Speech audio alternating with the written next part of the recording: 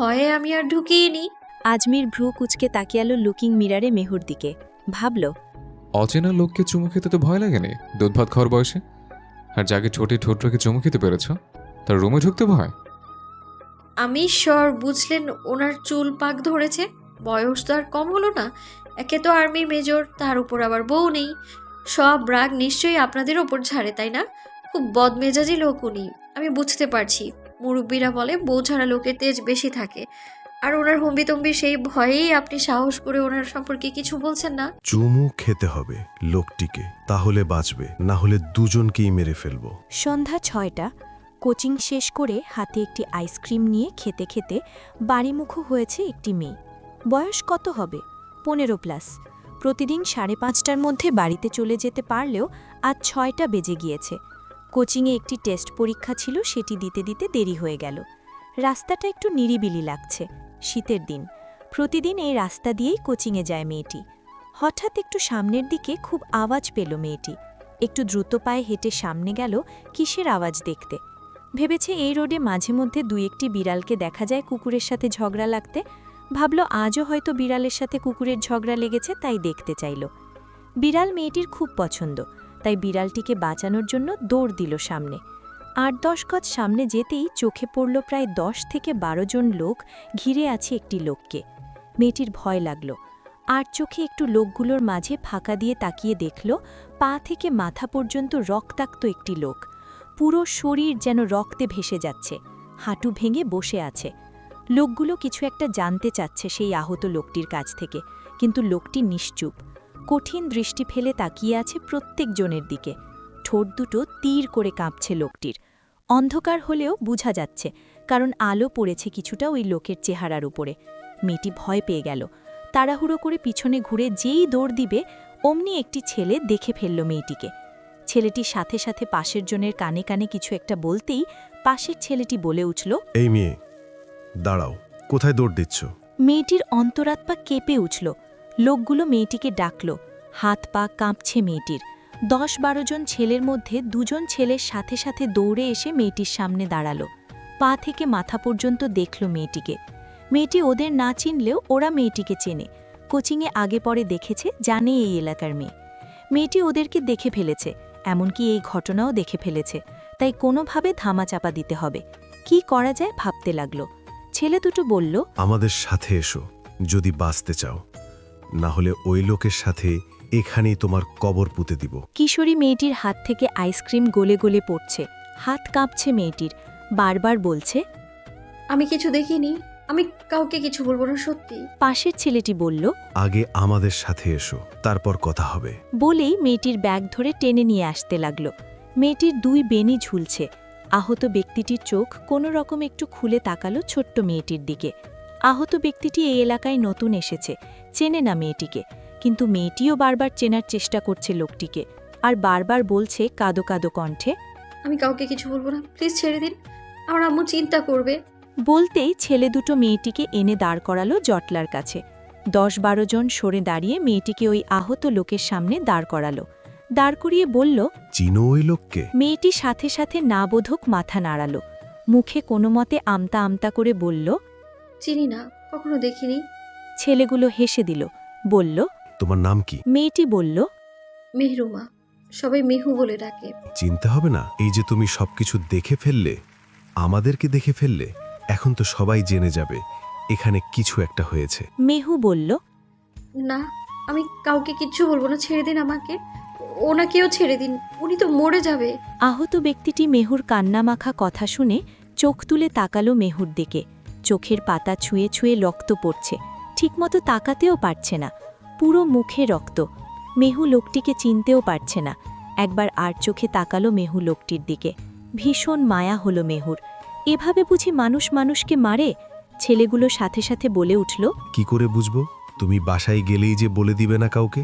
আমাদেরও তো প্রমাণ দরকার। চলো একটা খেলা খেলি, এতে করে তুমিও বেঁচে যাবে, এই লোকটিও বেঁচে যাবে। তোমাকে একটা ছোট্ট কাজ করতে হবে। মেহু কাঁদো কাঁদো কণ্ঠে জানতে চাইল কি করতে হবে। একটি ছেলে বলে উঠল, তুমি যদি এই লোকের ঠোঁটে একটা চুমু খাও, তাহলে আমরা বুঝবো তুমি কখনো যে কাউকে কিছু বলবে না, কারণ বললে সবাই জেনে যাবে তুমি ওনাকে চুমু খেয়েছো। আহত লোকটি এতটাই আহত, মাথা দিয়ে চুইয়ে চুইয়ে রক্ত পড়ছে, মাথা তুলেও তাকাতে পারছে না। এদিকে মেহু বারবার কাঁদো কাঁদো কণ্ঠে বলছে, না, আমি ওনাকে চিনি না, আমি কি করে চুমু খাবো? ছেলেগুলো বলে উঠল, তাহলে তো তোমাদের দুজনের একজনকেই ছাড়া যাবে না, কারণ এখান থেকে গিয়েই তুমি সাথে সাথে বলে দিবে আমরা এগুলো ঘটিয়েছি। মেহু বলল, সত্যি বিশ্বাস করুন, আমি বলবো না, কাউকেই বলবো না আমি। ছেলেগুলো বলে উঠল, যদি এই লোকটাকে বাঁচাতে চাও তাহলে তো এই কাজটা করতেই হবে তোমাকে। কি লেখাপড়া শেখায় স্কুলে? মানুষ মানুষের জন্য মানুষের উপকার করতে হয়, অথচ তোমার চোখের সামনে আমরা এই লোকটিকে মারতে মারতে মেরে ফেলবো, তুমি তাকিয়ে থেকে দেখবে? বলে ছেলেটি উড়ে এসে আবার একটি ঘুষি লাগিয়ে দিল আহত লোকটির চোয়ালে। সাথে মুখ দিয়ে গড়গড়িয়ে পড়ল আহত ব্যক্তির মুখ থেকে রক্ত। মেহু চিৎকার করে উঠল। মেহুর মন অনেক নরম। ও একটি বিড়ালের বাচ্চাকে বাঁচাতে এসেছিল, আর এখানে একটি তরতাজা মানুষের শরীর থেকে এভাবে রক্ত ঝরাচ্ছে, এভাবে মারছে। মেহুর সহ্য হলো না, সাথে সাথে বলে ফেলল। তাহলে ছেড়ে দিবেন তো, সত্যি বলছেন? ছেলেগুলো সাথে সাথে বলে উঠল, হ্যাঁ হ্যাঁ, ছেড়ে দিব, প্রমিস করে বলছি। আমরা কি এত খারাপ নাকি? বলে মোবাইল বের করতে লাগলো একটি ছেলে। বলল, আমরা মোবাইলে ভিডিও করব, যাতে তুমি কখনো কাউকে বলতে না পারো। বললে সাথে সাথে আমরাই ভিডিও ভাইরাল করে দিব, দেখাবো যে তুমি একটা লোককে চুমু খেয়েছো। মেহুর হাতে আইসক্রিম মাখানো ছিল, আইসক্রিমটি ফেলে দিয়েছে। মেহু ধীরে ধীরে এগিয়ে এলো লোকটির দিকে। লোকটি এখনও মাথা নিচু করে আছে। মাথা থেকে পা পর্যন্ত যেন রক্তের ফোয়ারা বয়ে যাচ্ছে। মাটিতে জায়গায় জায়গায় রক্ত পড়ে আছে। লোকটি হালকা একটু মুখ তুলে তাকালো মেহুর দিকে, চোখ দিয়ে ইশারা করল না না, কিন্তু মেহু কোনো কথা শুনল না, ইশারা বুঝল না। আহত লোকটির হাত তুলে ছোট করে হাতের মধ্যে হালকা একটা চুমু খেল। আহত লোকটি হাতে চুমু খাওয়ার সাথে সাথে লোকটির চোখ বন্ধ করল। বোকা মেয়েকে বারবার না করছে, ছেলেগুলো কিছু করতে পারবে না, হয়তো একটু মারবে, অভ্যাস আছে, কিন্তু এই মেয়ে কেন বুঝছে না, নিজেকে কেন জড়াচ্ছে এসবে? মনে মনে ভাবতে লাগলো আহত লোকটি। ছেলেগুলো সাথে সাথে বলে উঠল, হয়নি হয়নি, কে বলেছে তোমাকে হাতে চুমু খেতে? এটা কোনো চুমু হলো? এটা তো ভাই বোনও হতে পারে। ঠোঁটে চুমু খাও, ঠোঁটে চুমু খাবে, আমরা ভিডিও করব। তুমি যদি কাউকে কখনো বলে দাও আমরা ওনার সাথে এইরকম করেছি, তাহলে তোমাকেও আমরা ভাইরাল করে দিব। এই যে ভিডিও দেখিয়ে দিব সবাইকে। মেহু বলল, না না প্লিজ, আমি এটা পারবো না, আমি খুব ছোট। ছেলেগুলো সাথে সাথে বলল, না, বললে তো হবে না, তুমি আমাদের দেখে ফেলেছ, তাই তোমাকেই এই কাজ করতে হবে। আর ভুলে যেও না, তুমি একটি ভালো কাজ করছো। এই লোকের জীবন এখন তোমার হাতে। একটা ছোট্ট চুমু খাবে, লোকটিকে আমরা ছেড়ে দিব, তবে যতক্ষণ পর্যন্ত আমরা ক্যামেরা ধরে রাখব তুমি মুখ সরাতে পারবে না। বলবো ছেড়ে দিতে, তারপর ছেড়ে দিবে। মেহু কাপা কাপা চোখে ভয় ভয়ে তাকালো লোকটির দিকে। চেহারায় এমন কোনো জায়গা বাকি নেই যেখানে রক্ত নেই। কি করে চুমু খাবে মেহু? কিন্তু কিছু করার নেই। মেহু ধীরে ধীরে নিজের তীর তীর করে কাঁপতে থাকা ঠোঁটটি এগিয়ে নিয়ে এলো লোকটির কাছে। লোকটি চোখ খুলে তাকালো। এলোমেলোভাবে দৃষ্টি ফেলছে আহত লোকটি, যেন বারবার বুঝাচ্ছে না প্রয়োজন নেই। কিন্তু মেহু লোকটার এই দৃষ্টির মানে বোঝে না। মেহু শুধু জানে এই লোকের জীবন এবং মেহুর জীবন এখনই একটি চুমুতে, আর তো কেউ দেখবে না। আর ওনারা বলেছে চুমু দিলেই দুজনকে ছেড়ে দিবে, কখনো কারো কাছে কিছু বলবে না যদি মেহু মুখ না খোলে। তাই ধীরে ধীরে মেহু আরও কাছাকাছি চলে আসলো আহত লোকটির। লোকটির উষ্ণ গরম নিঃশ্বাস মেহু অনুভব করতে পারছে। সাথে সাথে চোখ বন্ধ করে ফেলল মেহু। সাথে সাথে নিজের নরম ঠোঁট দিয়ে আঁকড়ে ধরল ক্ষতবিক্ষত পুরুষটির উষ্ণ রক্তাক্ত ঠোঁট। ছেলেগুলো সাথে সাথে চিৎকার করে উঠল, বলল, বাহ, সেই হচ্ছে। যতক্ষণ না বলবো মুখ সরাবে না, মুখ এভাবেই রাখবে। ঠিকমতো ভিডিও করতে দাও, চেহারা স্পষ্ট বোঝা যাবে, তারপর ছাড়বে। বলে প্রায় 30 থেকে 40 সেকেন্ড এভাবে ভিডিও ধারণ করতে লাগল। এদিকে মেহু চোখ বন্ধ করে ফেলেছে। আহত ব্যক্তিটিও কিছুক্ষণ তাকিয়ে রইল। ধীরে ধীরে ছোট্ট মেয়েটির উষ্ণ ঠোঁটের পরশে নিজেও চোখ দুটো বন্ধ করে ফেলল। মুষ্টিবদ্ধ হলো পুরুষালী শক্ত দুটি হাত। ঘন হলো শ্বাস প্রশ্বাস আহত ব্যক্তির। কাঁপতে লাগলো মেহুর ঠোঁট দুটি। আহত লোকটি নিজের ঠোঁট জোড়া ওইভাবেই রাখল। ঠোঁটে ব্যথা হচ্ছে, সাথে হচ্ছে অদ্ভুত এক অনুভূতি। ছোট বাচ্চা একটি মেয়ের চুমুতে কি ছিল কে জানে। চোখ বন্ধ করে ঘন ঘন শ্বাস ফেলল আহত ব্যক্তিটি। প্রায় মিনিট খানেক পর ছেলেগুলো বলল, ঠিক আছে, ভিডিও করা হয়েছে, এখন তুমি যেতে পারো। তুমি গেলেই আমরা ওনাকে ছেড়ে দিব, প্রমিস, কিছু হবে না। কিন্তু আজকের দিনের কথা মনে যেন থাকে, যদি ভুল করে কেউ জানতে পারে এখানে তুমি আমাদেরকে দেখেছ, তাহলে সেদিন এই এলাকার প্রত্যেকটি টিভিতে, চ্যানেলে, মোবাইলে এই ভিডিও চলবে। মেহু ছেড়ে দিল আহত ব্যক্তির ঠোঁট, চোখ তুলে তাকালো লোকটির দিকে। লোকটির কপাল, চোখ, মুখ চুইয়ে চুইয়ে রক্ত পড়ছে। ভীষণ খারাপ লাগলো মেহুর। মেহুর ঠোঁটে এখনও লেগে আছে আহত ব্যক্তির ঠোঁটের রক্ত। লোকটি এখনও চোখ বন্ধ করে রেখেছে, যেন আর তাকানোর সাহস করতে পারছে না এই ছোট্ট বাচ্চা মেয়েটির দিকে। মেহু ধীরে ধীরে নিজে উঠে দাঁড়ালো। হাত দিয়ে নিজের ঠোঁটের রক্তগুলো কোনোমতে মুছেই পিছনে ঘুরে দৌড় লাগালো, আর পিছনে ফিরে তাকালো না। মেহুরের পায়ের শব্দ শুনতে পেয়ে আহত লোকটি ধীরে ধীরে চোখ খুলে তাকালো। তাকিয়ে রইল এক দৃষ্টিতে ছোট্ট বাচ্চা মেয়েটির দিকে। ঠিক 1 মিনিটের মধ্যেই ছেলেগুলো আহত ব্যক্তিকে আরেকবার আঘাত করবে হকি স্টিক নিয়ে রেডি হয়েছে। ঠিক এমন সময় আর্মিদের গাড়ির সাইরেন শোনা গেল। সেনাবাহিনীর লোক সাথে সাথে পুরো এলাকা ঘিরে ফেলল। ছেলেগুলো পালানোর কোনো সুযোগ পেল না। সাথে সাথে সেনাবাহিনীর লোক নেমে যত্রতত্র ছেলেগুলোকে আঘাত করতে লাগলো, মারতে লাগলো। সবাইকে অ্যারেস্ট করা হলো। একজন বড় অফিসার সামনে এসে আহত ব্যক্তির সামনে দাঁড়িয়ে স্যালুট দিয়ে বলল, স্যার, দুঃখিত, আমাদের আসতে 10 মিনিটের মতো লেট হয়ে গেল, ক্ষমা করবেন, তাড়াতাড়ি উঠুন। বলেই সেনাবাহিনীর মেডিকেল টিম এসে সাথে সাথে আহত ব্যক্তিকে তুলে ফেলল। আহত ব্যক্তিটি আর কেউ না, মেজর আজমির শরীফ। একটি গোপন মিশনে ছিল। মেজর পরিচয় দেওয়া নিষেধ ছিল, তাই চুপচাপ ছিল। সমস্যা হয়ে যায় পথে বাইক নষ্ট হলে। কিছু ছেলে পেলে অতর্কিত হামলা করে, যার ফলাফল এই। সবাই অস্ত্রধারী ছিল। মেজর আজমির শরীফ তাকালো নিচে। আইসক্রিমের কাঠিটি পড়ে আছে। মেজর ঝুঁকল, কাঠিটি হাতে তুলে নিল। বাকি ক্যাপ্টেনরা অবাক হয়ে তাকালো, মেজর একটি বিগলিত আইসক্রিমের কাঠি তুলছে তাই। মেজর কাঠিটি পকেটে ঢুকিয়ে চোখ বন্ধ করল। চোখের সামনে ভেসে আসলো মেয়েটির মুখ। মেজর আজমির শরীফ চোখ খুলে ফেলল। জোরে জোরে শ্বাস নিতে লাগল। বিগত 2 বছর ধরে চোখ বন্ধ করলেই চোখে ভেসে আসে মেয়েটির কাঁপা কাঁপা মুখটি। ব্যস্ত হাতে মোবাইল বের করল মেজর আজমির শরীফ। প্লে করল সেই দিনের করা ভিডিওটি। মেহু ছোট্ট বাচ্চা মেয়েটি চুমু খাচ্ছে মেজর আজমির শরীফকে। 36 বছর বয়সী মেজর আজমির শরীফ। হঠাৎ পাপা পাপা বলেই 6 বছরের ছোট্ট একটি ছেলে দৌড়ে এসে মেজর আজমির শরীফের কোলে চড়ে বলল, love you papa. Major Ajmir Sharif বলল, লাভ ইউ টু আমার বাচ্চা, তোমার সীমান্তে আমার বসন্ত। পরদিন সকাল ঠিক 7টা। সদর দরজায় তখন কলিং বেলের অবিরাম শব্দ বাজছে, যেন কেউ একজন হাতির কবজির সবটুকু জোর দিয়ে বোতাম চেপে ধরে আছে। কেবল বেলই নয়, সাথে চলছে দরজায় সমানে করা ঘত। এমন উন্মাদের মতো শব্দ শুনে মনে হচ্ছে কোথাও ভীষণ আগুন লেগেছে, আর আগুন তো খুব তাড়াহুড়ো করে কাউকে ডাকতে চাইছে। আজমির আজ একটু দেরিতেই ঘুম থেকে উঠেছিল। কাঁচা ঘুমে ব্যাঘাত ঘটায় বিরক্ত হয়ে সে আধো বোঝা চোখে রান্নাঘরের দিকে উদ্দেশ্য করে চিৎকার করে ডাকল, দাদি, ও দাদি, দেখো তো কোন পাগল এলো।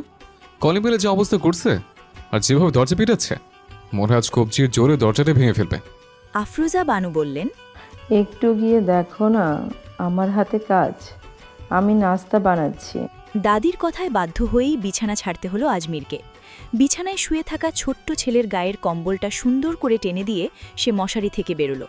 2 হাত তুলে আড়মোড়া ভেঙে চোখ ডলতে ডলতে দরজার দিকে এগিয়ে গেল। বিরক্তি ভরা কণ্ঠে উঁচু স্বরে বলল, আরে আসছি তো আসছি, দরজা হেঁটে আসতে সময় লাগে বাবা। কবজির জোরটা একটু সামলে রাখুন, নাহলে ওটা যে কোনো সময় খুলে পড়ে যেতে পারে। বলতে বলতেই 10 সেকেন্ডের মাথায় আজমির দরজাটা খুলে সামনে তাকালো। দেখল সামনে এক ছোট কিশোরী মেয়ে দাঁড়িয়ে আছে। শরীরে স্কুল বা কলেজের ইউনিফর্ম, হাতে একটি বাটি। মেয়েটি ফ্যালফ্যাল করে আজমিরের দিকে তাকিয়ে আছে। আজমির খালি গায়ে, পরনে ট্রাউজার। এখন পায়ের ট্রাউজার হাঁটুর কাছাকাছি। আজ যেন কোনো সেনাবাহিনীর কোনো চৌকস মেজার না, সাধারণ কোনো মানুষ ঘুম থেকে উঠলে ঠিক যতটা অগোছালো থাকে। আজমিরও অদ্ভুত এক দৃষ্টিতে মেয়েটির দিকে চেয়ে রইল, যেন কোনো এক বহু প্রতীক্ষিত জিনিস হঠাৎ আজমির চোখের সামনে দেখে ফেলেছে। অপলক দৃষ্টিতে তাকিয়ে রইল আজমির মেয়েটির দিকে।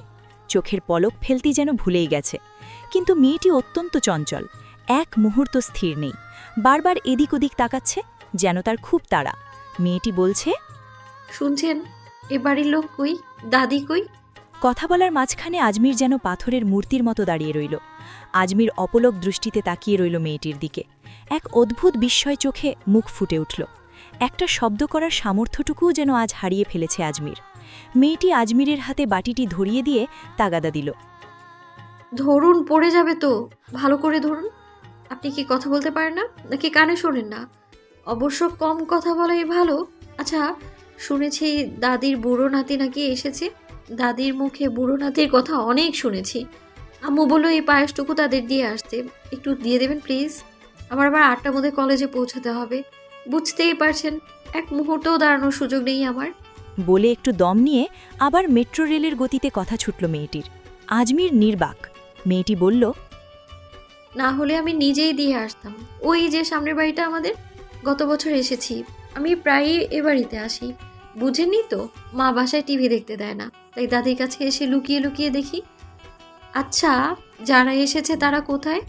শুনেছি ওনার বুড়ো নাতির 6 বছর একটা ছেলেও আছে। আচ্ছা, আপনি কে? আপনিও কি তাদের সাথে এসেছেন? শুনেছি উনি নাকি আর্মি মেজর। ভাগ্যিস আপনি দরজা খুলেছেন। আর্মি মেজররা নিশ্চয়ই খুব ভয়ঙ্কর আর পাজি হয়। তার উপরে আবার বউ নেই। সব রাগ নিশ্চয়ই আপনাদের উপরেই ঝাড়ে। আপনিও কি আর্মিতে আছেন? ইস, আমার খুব দেরি হয়ে যাচ্ছে। আজমির নির্বাক, যেন কোনো জাদুমন্ত্রে স্থির হয়ে আছে। ওপাশ থেকে কোনো সাড়া না পেয়ে এবার মেয়েটি খুঁটিয়ে খুঁটিয়ে আজমিরকে দেখা শুরু করল। এতক্ষণ গলা উঁচু করে কথা বলতে বলতে ঘাড় ধরে গেছে। দৃষ্টি নামিয়ে সে আজমিরকে পা থেকে মাথা পর্যন্ত পর্যবেক্ষণ করল। আবিষ্কার করল এই লোক রীতিমতো লম্বু একটা। তার সাথে কথা বলতে গেলে কয়েক মিনিটেই ঘাড় ব্যথা হওয়া নিশ্চিত। তবে লম্বু লোকটা অসম্ভব সুদর্শন। কি বডি! ট্রাউজার পরা সেই লাগছে। ছোট করে ছাটা চুল আর জিম করা সুগঠিত শরীর দেখে মনে হচ্ছে সেও হয়তো আর্মিতে আছে। দুপা ছড়িয়ে দাঁড়ানোর ভঙ্গিটা অবিকল সেনা সদস্যদের মতো। উজ্জ্বল শ্যামবর্ণের অপর খোঁচা খোঁচা দাড়ি, গোঁপ, তীরের মতো তীক্ষ্ণ নাক। লোকটা কথা বলেনি বলে তার দাঁতগুলো কেমন তা দেখা হলো না। ভেবে মেয়েটি মনে মনে কিছুটা হতাশ হলো। আবার ভাবল, চারপাশে সবাই এত লম্বা। মেয়েটি নিজের দিকে একবার আর চোখে তাকালো। টেনে টুনে সে বড়জোর 5 ফুট 1 ইঞ্চি। টিংটিনে গরম দেখে সবাই নবম শ্রেণীর ছাত্রী ভেবে ভুল করে, অথচ সে কলেজে পড়ে। কেউ যেন তাকে পাত্তা দিতেই চায় না। সবাই ছোট্ট মনে করে ললিপপ ধরিয়ে দিয়ে বলে, বাবু চকলেট খাও। আজমিরের মনে হাজারো প্রশ্ন। সে অবাক হয়ে তাকিয়ে ভাবছে, এই মেয়েটা যে কিনা কিছুক্ষণ আগেও রেডিও এফএমের মতো অনর্গল কথা বলে যাচ্ছিল, হঠাৎ এমন নিস্তব্ধ হয়ে গেল কেন? তাকে দেখেই বা মেয়েটার চোখে মুখে এমন হতাশার ছাপ ফুটে উঠল কেন? ওকে দেখতে খারাপ যে মেয়েটি হতাশ হলো? কই অন্যান্য সব মেয়েরা তো ওর দিকে তাকিয়ে থাকে হাঁ করে, যেন খেয়ে ফেলবে। কিন্তু এই মেয়ে হতাশ হলো কেন? আর এই মেয়ের সামনেই কেন বারবার অগোছালোভাবে হাজির হয় আজমির নিজেও জানে না। এই যেমন এখন, খালি গায়ে, শুধু ট্রাউজার পরা। অন্য মেয়ে হলে কি লজ্জা পেত না? কিন্তু এই মেয়ের ড্যাব ড্যাব করে তাকিয়ে রইল। আচ্ছা, আমি যাই। হ্যাঁ, বলেই মেহু নিজের কলেজের ড্রেসটা কিছুটা গুছিয়ে নিল। কাঁধের ক্রস বেল্ট আর 2 পাশের বিনুনি জোড়া টেনে টুনে ঠিক করে নিয়ে যেই না হাঁটা ধরবে অমনি আবার ঘুরে দাঁড়ালো। বলল, দিয়ে দেবেন কিন্তু। আপনি চাইলে অল্প একটু খেয়ে দেখতে পারেন। তবে এটা মূলত দাদির নাতি আর ওনার ছেলের জন্য। বুঝতেই পারছেন, একা মানুষ কখন কি খায় না খায়। প্রতিবেশী হিসেবে প্রতিবেশীর তো একটু খেয়াল রাখা উচিত, তাই না? একটু থেমে মেহু আবার যোগ করল, আর দাদুকে বলবেন মেহু এসেছিল। ও সরি, আপনি তো আমার পুরো নাম জানেন না। মেহরুমা, তবে সবাই আদর করে আমাকে মেহু বলেই ডাকে। বলেই শীতের সকালের নরম রোদে নিজের বিনুনি জোড়া দুলিয়ে অত্যন্ত উচ্ছ্বসিত মনে চলে গেল সে। পিঠের স্কুল ব্যাগটা দেখে দূর থেকে মনে হয় এখনও সেই নবম দশম শ্রেণীতে পড়া কোনো কিশোরী। আজমিরের তীক্ষ্ণ দৃষ্টি এক নিমেষেই মেহুর সবটুকু পরিমাপ করে নিল। ওজন বড়জোর 42 কেজি হবে। 2 বছর আগে হয়তো 40 ছিল। এই মেয়েটা কি গত 2 বছরেও একটুও বাড়েনি? এখনও সেই ছোট্টটিই রয়ে গেছে। আর সাইজ অনলি 32। সোজা হয়ে দাঁড়ালে বড়জোর আজমিরের বুকের নিচ পর্যন্ত পৌঁছবে। মানুষ এত লিলিপুট কি করে হয় ভাবল আজমির। মেয়েটার চলে যাওয়ার পথের দিকে তাকিয়ে আজমির একটা দীর্ঘশ্বাস ছাড়ল। কি ভাবছে এসব? স্মৃতি হাতড়ে মনে পড়ে গেল 2 বছর আগের সেই সন্ধ্যার কথা। মেহুর সেই উষ্ণ ঠোঁটের স্পর্শ আজও যেন তার স্মৃতিতে অমলিন। আজমির এবার নিজের পায়ের পাতা থেকে উপরের দিকে তাকিয়ে নিজেকে পর্যবেক্ষণ করল। 6 ফুট 1 ইঞ্চি উচ্চতা, 85 কেজি ওজন, বয়সটা এখন 36-এর কোঠায়, আর 6 বছরের এক সন্তানের বাবা। বিপত্নিক। নিজের সাথে মেহুর এই বিশাল ব্যবধানের সমীকরণটা মেলাতে গিয়ে আজমির কেবল নিঃশব্দে দাঁড়িয়ে রইল। মেহুর 42 কেজি ওজনের হালকা শরীরটা আর তার নিজের 85 কেজির বিশাল অবয়ব, এই পার্থক্যটা যেন কেবল শরীরের নয়, বরং 2 ভিন্ন পৃথিবীর। একদিকে তার 6 বছরের বাচ্চার প্রতি দায়িত্ব, অন্যদিকে মেহুর ওই বিনুনি দোলানো শৈশব। হাত ধুয়ে রান্নাঘর থেকে বেরিয়ে আসতে আসতে আজমিরকে ভাবলেশীনভাবে দাঁড়িয়ে থাকতে দেখে তাকিয়ে রইল আফরোজা বানু। আজমিরে এমন বিমনা অবস্থা দেখে দাদি জিজ্ঞেস করলেন, কী রে, কে এসেছিল? এতক্ষণ দরজায় দাঁড়িয়ে কি করলি? আর তোর হাতে ওটা কিসের বাটি? দেখি তো। দাদির কথায় যেন হঠাৎ সম্বিত ফিরল আজমিরের। কিছুটা ভ্যাবাচ্যাক্কা খেয়ে বলল, ও হ্যাঁ, বাটি। দাদি কৌতূহলী হয়ে আবার জিজ্ঞেস করলেন। হ্যাঁ, এই বাটিটা কে দিয়ে গেল? আজমির বাটিটা ডাইনিং টেবিলের ওপর রেখে নির্লিপ্ত গলায় বলল, ও হ্যাঁ, বাটি।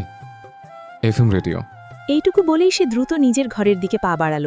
দাদি বেশ কিছুক্ষণ অবাক হয়ে আজমিরের যাওয়ার পথের দিকে তাকিয়ে রইলেন। তারপর দৃষ্টি ফেরালেন বাটিটার দিকে। বাটিটা দেখা মাত্রই দাদির ঠোঁটের কোণে একচিলটে হাসি ফুটে উঠল। আফরোজা বানু মনে মনে ভাবলেন, ও বুঝেছি কে এসেছে। ওকেই আজমির এফএম রেডিও বলেছে। তার যা বলেছিস দাদু, মেয়েটা যা কথা বলে, ওরে তো এফএম রেডিও না, মেট্রো রেল বলাও চলে। আজমির রুমে গিয়ে ছেলেকে ঘুম থেকে উঠে ফ্রেশ করিয়ে নাস্তার জন্য রেডি করল। তারপর নাস্তা শেষে বের হলো পুরনো কিছু বন্ধু-বান্ধবের সাথে দেখা করার জন্য। দাদিকে বলে গেল আস্তে আস্তে বিকেল হবে, টিঙ্কুর দিকে খেয়াল রেখো।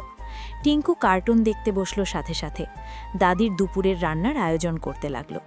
আজমির বের হয়ে গেল টিঙ্কুকে চুমু খেয়ে বন্ধুদের সাথে দেখা করার উদ্দেশ্যে।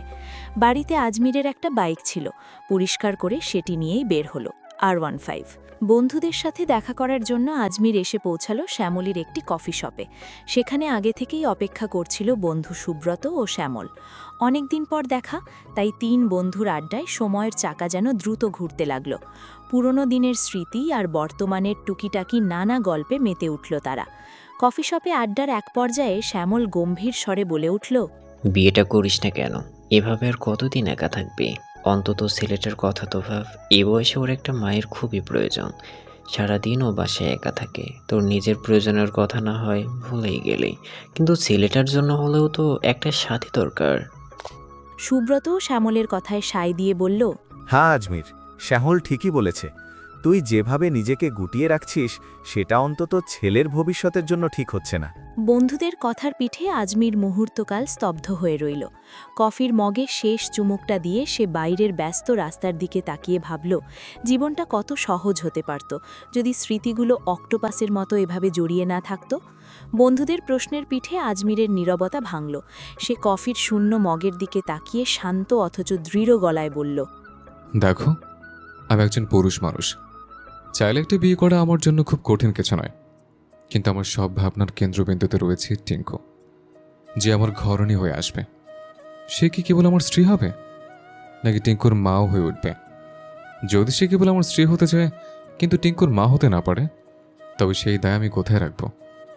আমার প্রাণপ্রিয় সন্তানকে আমি কোনোভাবেই দুঃখের সাগরে ভাসাতে পারবো না। হয়তো একা থাকাটাই আমাদের জন্য মঙ্গল। কথাগুলো বলে আজমির পুনরায় বাইরের ব্যস্ত রাস্তার দিকে দৃষ্টি মেলল। মনের গহীনে ধামাচাপা দিয়ে রাখা সেই 2 বছর আগের স্মৃতিগুলো অবাধ্য হয়ে ফিরে আসতে লাগল। মেহর সাথে কাটানো সেই মুহূর্তগুলো সে যতবারই ভুলতে চায়, ঠিক ততবারই সেগুলো আরও উজ্জ্বল হয়ে ধরা দেয় তার মানসপটে। আজমিরের স্ত্রী মারা যাওয়ার পর এই দীর্ঘ 6টি বছরে সে অন্য কোনো নারীকে হৃদয়ে স্থান দেয়নি, কিন্তু আজ স্মৃতির অতল গহ্বর থেকে হঠাৎ করেই এক মধুর অথচ বেদনা বিধুর অনুভূতি তাকে আচ্ছন্ন করে ফেলল।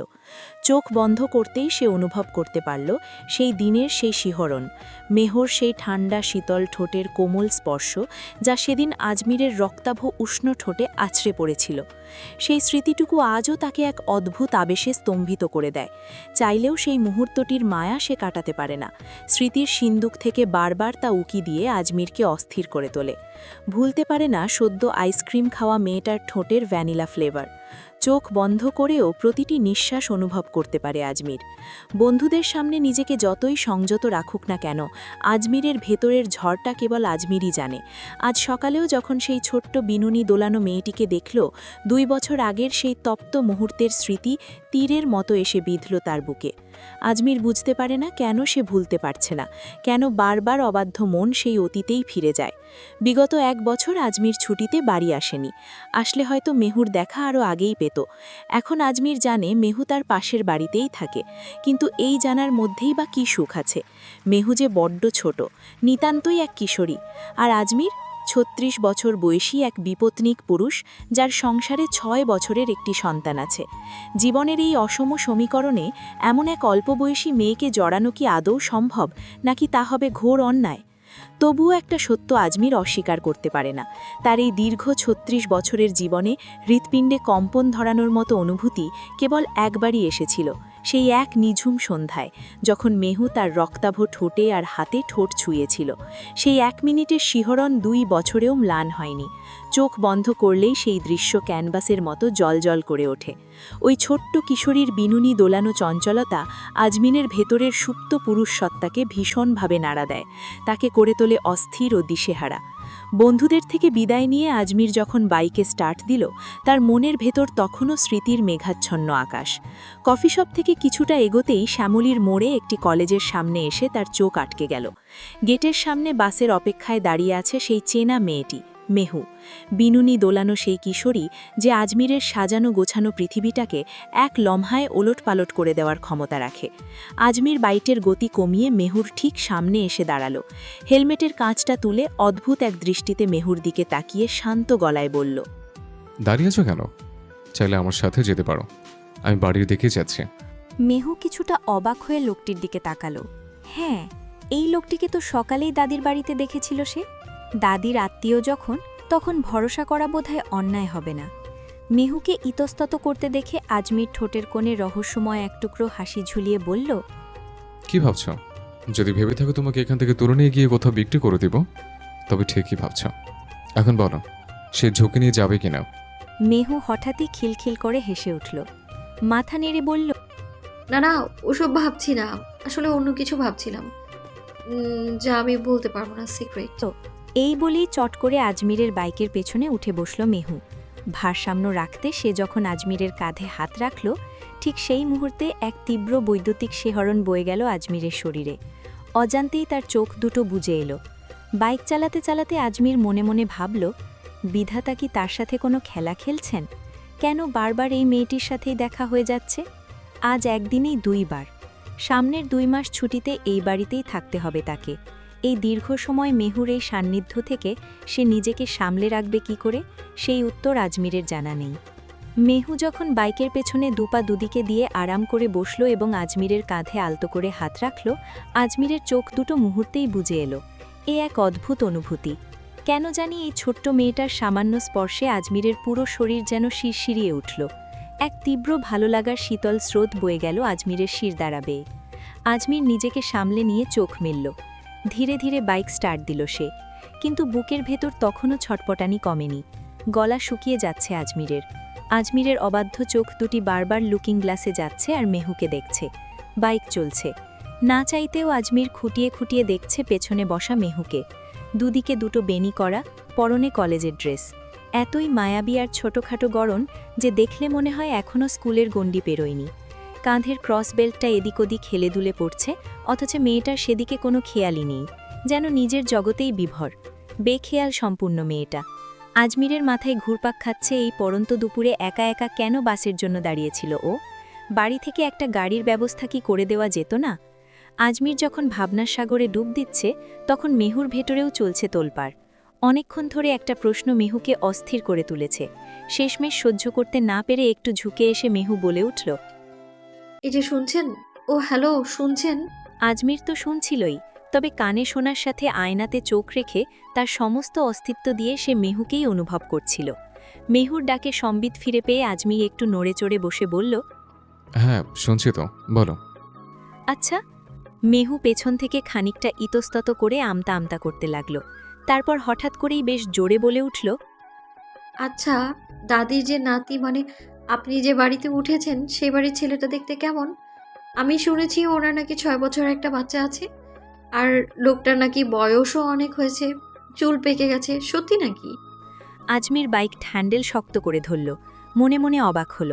ভ্রুজোড়া কুচকাল, মুখ গম্ভীর করে রাখল। মেহু এক নাগারে বলে চলল, শুনেছি ওনার স্ত্রীও নেই। আচ্ছা, উনি দেখতে কেমন বলুন না? আপনার মতো তো আর হ্যান্ডসাম হবে না নিশ্চয়ই। আপনি তো মাশাআল্লাহ অনেক হ্যান্ডসাম। আচ্ছা, আপনিও তো আর্মিতে আছেন তাই না? আচ্ছা। আজমির এবার ভ্রু কুচকে আয়নায় মেহুর দিকে তাকালো। গলার স্বরে কিছুটা কৃত্রিম গাম্ভীর্য মিশিয়ে জিজ্ঞেস করল, হ্যাঁ শুনছি তো, বলো। ওনার নাতি দেখতে কেমন তা জেনে তোমার কি দরকার? এত খোঁজ নিচ্ছ কেন?